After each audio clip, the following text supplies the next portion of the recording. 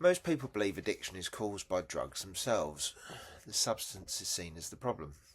Remove it and the addiction should disappear. But humans have always altered consciousness through ritual, music, fasting, trance, and ceremony.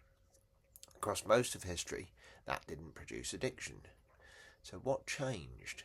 And if addiction isn't really about the substance, what is actually searching for? Drugs and Addiction, an Anarchist Perspective, Dickie Dread.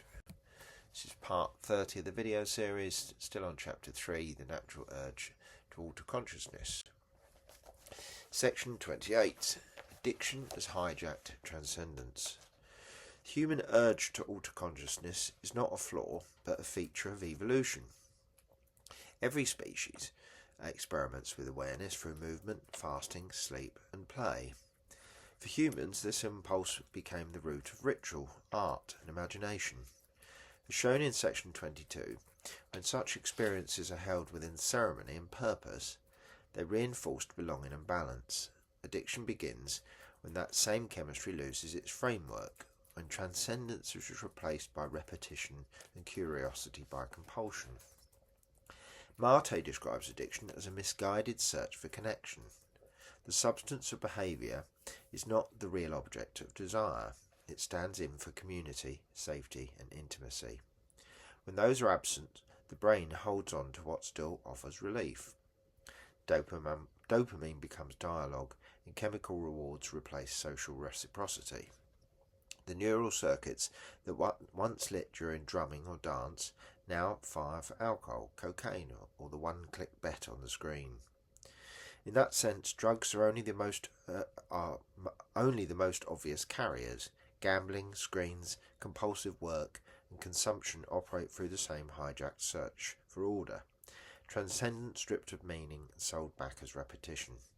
The mechanisms remain, but the context has vanished. Barrett demonstrates that emotion itself is predictive. The brain constructs patterns to manage uncertainty and maintain equilibrium. Addiction hijacks that process.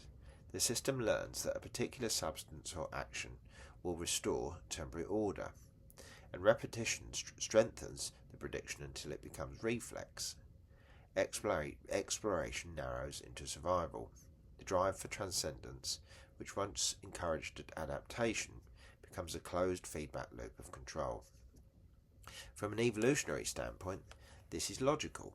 The same neuroplasticity that enabled early humans to innovate also enables dependence. Pleasure and curiosity share identical pathways. When meaning disintegrates, pleasure becomes the last reliable signal. Frankl argued that when purpose is lost, the will to meaning mutates into the will to relieve. Addiction can, therefore, be read as logic operating in the absence of interpretation, a rational pattern within an irrational environment.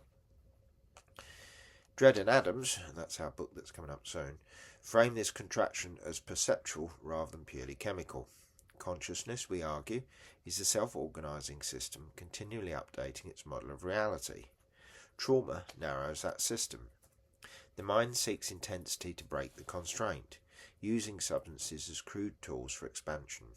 Each dose mimics the widening once achieved through ritual, nature, or music, but without translation into ordinary life.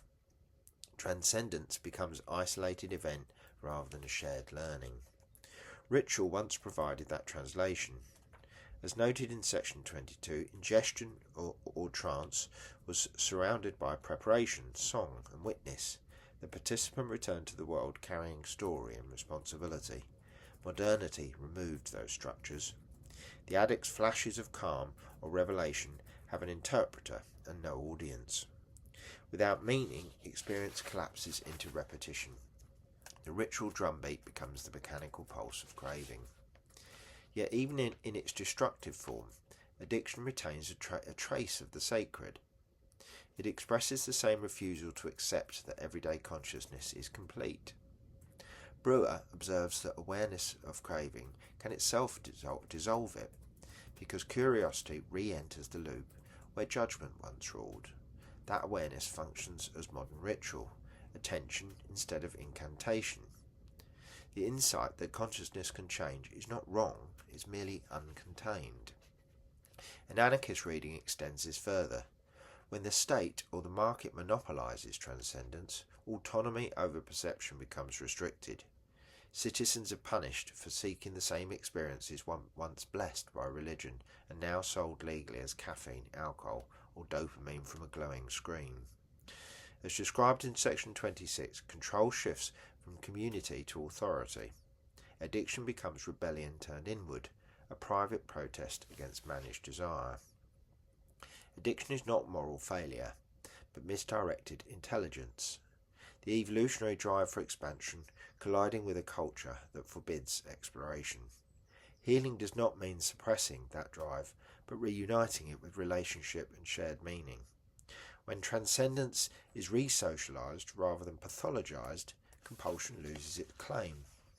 The next section continues this thread by exploring how substances, when framed within intention and reflection, can serve as mirrors rather than masters, reuniting the chemistry of curiosity with the art of awareness.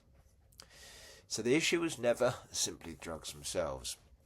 Addiction may be what happens when people drive for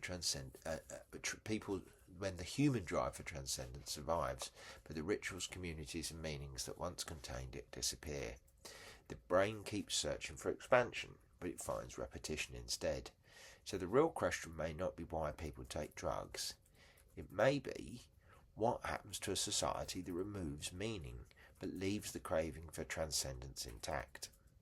In the next video, we'll look at the other side of the story, how substances can sometimes act not as masters but as mirrors that reveal the mind itself. So next up, again, still chapter 3, the natural urge to alter consciousness, where we'll be on section 29, from personal freedom to public fear.